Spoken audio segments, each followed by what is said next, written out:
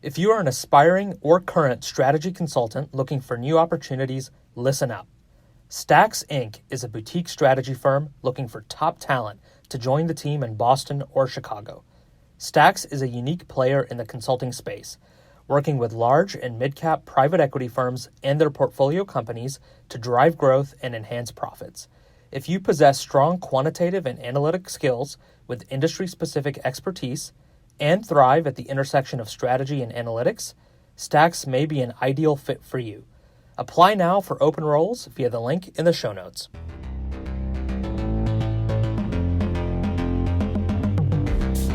Case math drives fear into the heart of many, but there's 4 simple rules that you can take to approach any case math problem. Let's go through them. There's 4 standard rules that you need to take in solving any case math problem. Number 1, recap. Number 2, structure. Number 3, calculate. And number 4, get to an insight. So first, recap. When your interviewer is done finishing their prompt, within 3 to 5 seconds, you should begin your recap. You in this moment are just trying to align with the interviewer on the key pieces of data and information that they've just shared. This should be a synthesized recap, something that only bullet points what they said back.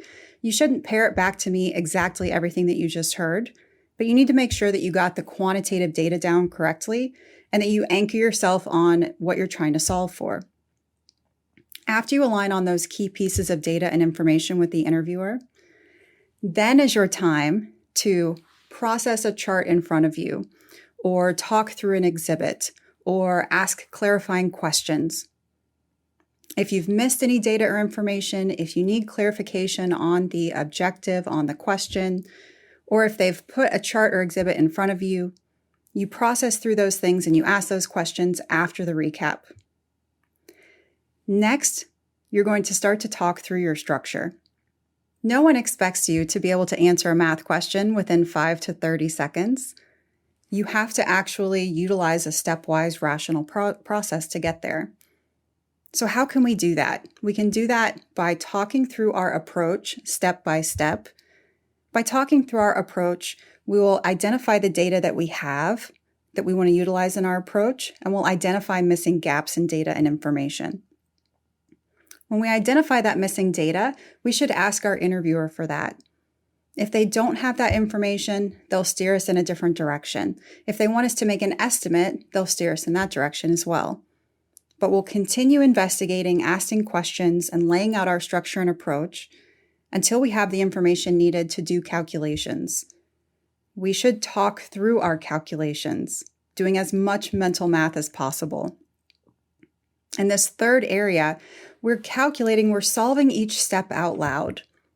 Now, perhaps you're taking notes and talking at the same time, but we are definitely not in case math going to our paper and doing all the math in silence and then presenting one final answer.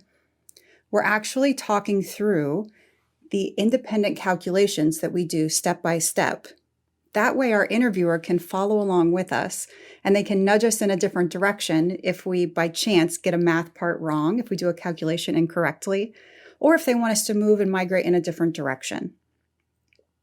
Math is the only part to the entire case interview that potentially has an answer key. So the interviewer wants you to do the exact calculations that they have on their sheet. They want to be able to follow along with you as you do the math. And so you have to do this process out loud. This entire process should be out loud.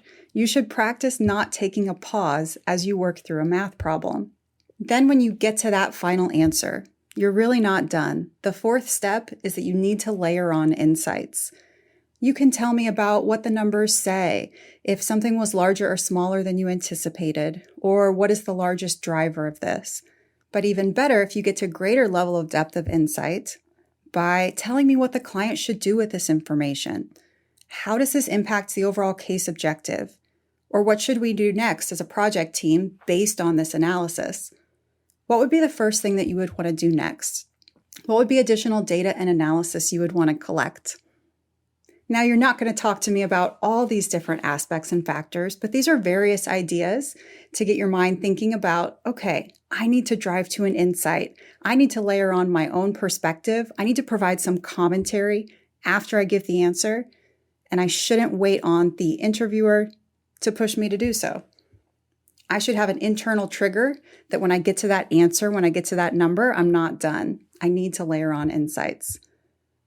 So our 4 rules of case math were to first recap quickly off the top, before asking any clarifying questions and before processing through charts and exhibits. Then we talk through our approach by structuring.